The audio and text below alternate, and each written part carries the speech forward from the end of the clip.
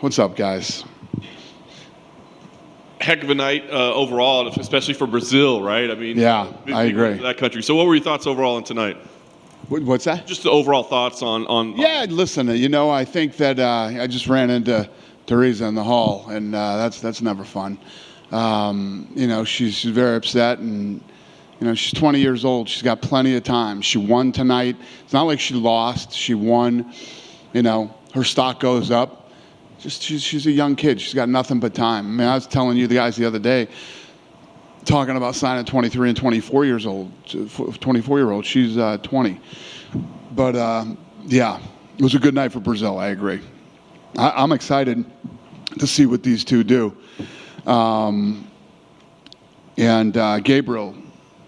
Gabriel's special.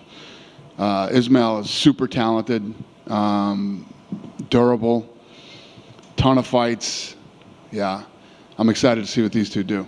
I was going to ask you if any of the three, because honestly, all three of the Brazilians looked like they could be contenders in their division. So did I agree. Impress you the most? Yeah, I think that obviously Vitor, with the amount of muscle that he has, he's going to have conditioning problems. It's going to be interesting to see him get. But the same note too. These guys are under a lot of pressure here tonight. So he got this one under his belt, got this experience, got some good rounds in with a very tough guy who's 8-1, and he's going to have to work on the gas tank in that light heavyweight division in the UFC.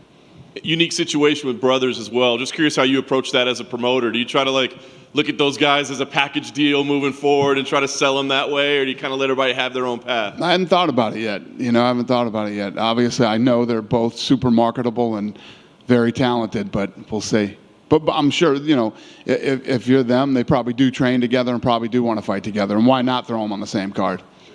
And I was going to ask, is it automatic? Obviously, you're finally going back to Brazil for the first time in a long time. Do you get in the matchmaker's ears and say, let's put those guys on that card? Is that an automatic? I don't know if it's an automatic. We'll see what they have planned, the fighters themselves. But yeah, I'm sure Sean and Mick would love to throw those two on the card in the Brazil if they're ready. Did want to ask you about the Carl Williams decision. Is that just you getting soft in your old age? Yeah, probably. But what else could the kid do? What else could he do tonight? He out-wrestled an All-American wrestler. He moved up a weight class. He dominated. He took the fight on short notice, and he was a 2-1 underdog. How do you say no to that guy? How do you not give that guy an opportunity to fight? Was it a tough call? Because we were kind of chatting back here. We thought, I wonder if they'll try to find him a spot on a contender series card. But there's only 3 left, and they're full, right? So, if you'd have had more cards, do you think you would have brought him back for the contender series? No, I wouldn't have. The kid's 7-1. He's 32 years old. What's fair is let him heal up, give him a full camp, and give him a shot.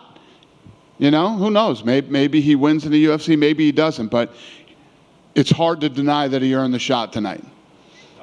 Did want to ask you, obviously, a big pay-per-view coming up this week. Wanted to get your excitement level on Nate Diaz, Khamzat Chimaev, the two gangsters going at it. What's your feel on that fight? Yeah, no, I'm excited for it. If I'm sure you guys feel it like I feel it. If you on social media or on the, this stuff's cracking. They're pulling big numbers right now. So I'm expecting good things this weekend. We've seen footage of Khamzat at the PI, kind of stirring things up with Paulo Costa. Have you had any? We like that fire in him, right? But have you had any conversations with him? Maybe settle down at the PI? No, guys, I don't do this. We're in the fight business. This stuff happens, and it's up to us to make sure that they don't fight at the PI. That's our job. So, fighters will be fighters, and those things are going to happen, and we'll deal with it.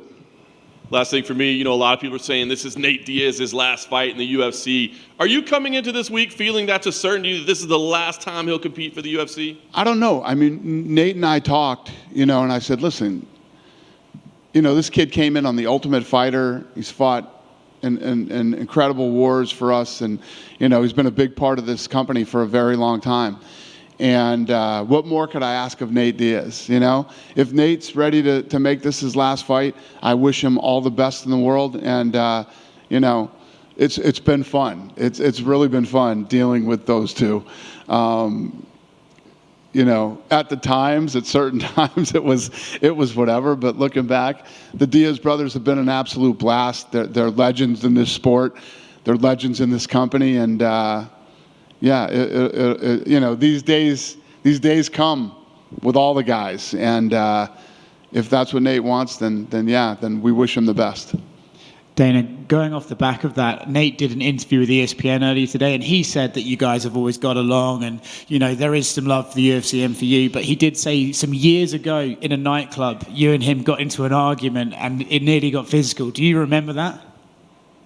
Allegedly. Allegedly. We were drinking.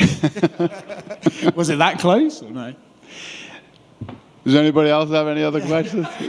Going back to the PI with Khamzat and Paulo, I know you said, look, fighters are fighters, right? But have you guys ever had an incident there that's really come close to people throwing punches, or have you actually kind of got away with it? With fighters? Yeah. Yeah. I'm sure we have, but guys cross each other's paths, and these things happen sometimes. That's the business that we're in, and I know that. At the PI, they're super sensitive to who's training where and who's doing what. But when you have a gym full of fighters that aren't from necessarily the same, I'm sure they even have that problem in the same camps, But it happens. That's the business that we're in. This is a big event on Saturday. I'm curious from a business perspective, at what point during the week do you start getting numbers where you realize, okay, we're trending in this direction? When do you start to feel how big this event really is? Yeah, no, we feel it now. We've been talking about it since, the minute we started posting on Monday, it was a big event. The sellout streak will continue. The gate is probably going to come in north or right on 5 million, and we expect big pay-per-view numbers. Last thing from me, there was footage of Mark Zuckerberg training mixed martial arts recently. I know you were meant to have a meeting with him. Is he getting in the octagon? Can we see him on Contender? I don't think that's going to happen. But, yeah, we met and we talked, and he loves the sport. He's very knowledgeable about the sport. And, yeah. Is there a deal to be done there some way in terms of your content on his platform? We do. I'm pretty sure we do have, we do Facebook and Instagram. Yeah, but get him to do more. Who knows? The rights are coming up. We'll see what happens. Hey, Dana. Yep. I just have a quick question. Nate announced that he was going to be starting his own promotion. I'm just curious what you thought of that. Nate did? Mm-hmm. Oh, that's awesome, yeah. What kind of promoter do you think he'll be?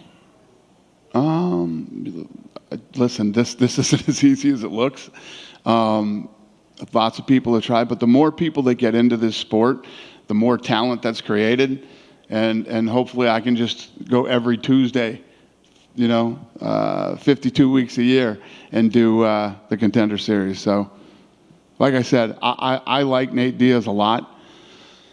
I obviously haven't seen his ESPN interview yet, but I wish him nothing but the best in whatever he does. If he goes and fights at another promotion, or if he starts another promotion, or whatever it is, I wish him the best. Thank you. Yeah. Hey, Dana. Hey. You had a successful night at UFC Paris last weekend. I just wanted your thoughts on the event. Yeah, it was incredible. The energy was probably as big and as badass as anything we've ever done. There was a lot of pent-up demand and frustration, in France, and you felt it on Saturday night. So they came out, and the one great thing the thing that I'm always proud of is when we go into a market like France and you see how educated the fans are. All these little, moves that happen on the ground and people are reacting to it. That's what I love. Did you have the kind of same feeling you felt when you went to London this year about going to Paris? Oh yeah, yeah. It's a different vibe in Europe. You know what I mean? You guys know how good it is here, and then when you go to Europe, the fans are different than they are here. They sing, they chant. There's just a different type of buzz and energy. It's fun, and I tell people all the time, if you've never been to a fight in Europe, you got to go. Is France going to be a yearly trip, or is that going to be kind of like maybe every 2 years? Yeah, we got to figure out what's next, but you know how we like to do it. We like to move it around, so we'll probably do a different city, maybe a fight night or something in a different city, and then head out there with a big pay-per-view in Paris again. I know matchmaking was today. Do you have an idea of... We did not do matchmaking today. I had another meeting today that I had to not do matchmaking.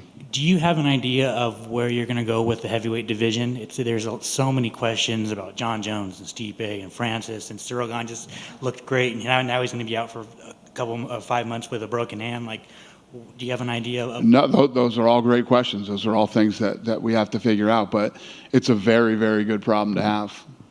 Thank you. Thank you. Dana, going back to Carl Williams, he was 30 pounds less than his heavyweight competitor tonight. When you guys bring him out, is that going to be at light heavyweight, or would you guys be willing to give him another heavyweight shot? Yeah, no, he should fight at light heavyweight. You got away with this one tonight. You don't want to mess around with our heavyweight division if you're a light heavyweight. And then when they were talking about Paris, one of the other guys, Vittori, and there, a lot of people were talking about Italy. Is Italy something that's on the radar for next year or sometime soon? No, but I would love to do a fight in Italy. And I know, the Fertittas always wanted to do a fight in Italy when they were here. So, but yeah, Italy would be great.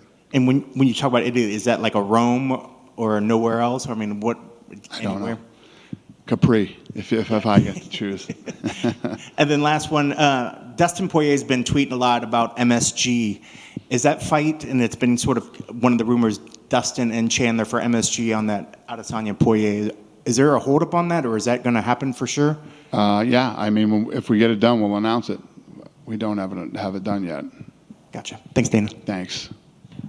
Yeah, hey, Dana. Hey. You're a big sneaker guy. Yeah. I know you've done work with Jordan Diab and the shoe surgeon. You got two of the biggest sneakerheads in the UFC fighting each other this weekend in D-Rod and Kevin Holland. Yeah. I'm just wondering if there's a performance of the night bonus between the two of them. Are they going to get maybe like a custom sneaker bonus as well? Me and Kevin Holland are weird. We buy shoes for each other. So, yeah, he was with me when I went to the surgeon. So, no, but probably. I don't know. Yeah, I buy him shoes anyway. I always buy him shoes, and he just bought me some shoes that he's bringing me too. And then Tony Ferguson, he's been doing a lot of work with King Callum Walsh. I know Callum Walsh is in town with his camp this weekend. Right. I just wanted to get your thoughts on them working together, and then Callum Walsh's upcoming fight in, I think, November. Yeah, those guys are friends, and they get together and train. And Tony was at his last fight, and I'll be at his next fight, and Tony probably will too, which is coming up. You know the date on that, Lene? No? When? November 3rd. There we go. Yeah, he's fighting November 3rd. And we'll be there. Yeah, thanks. Good? Thank you, guys.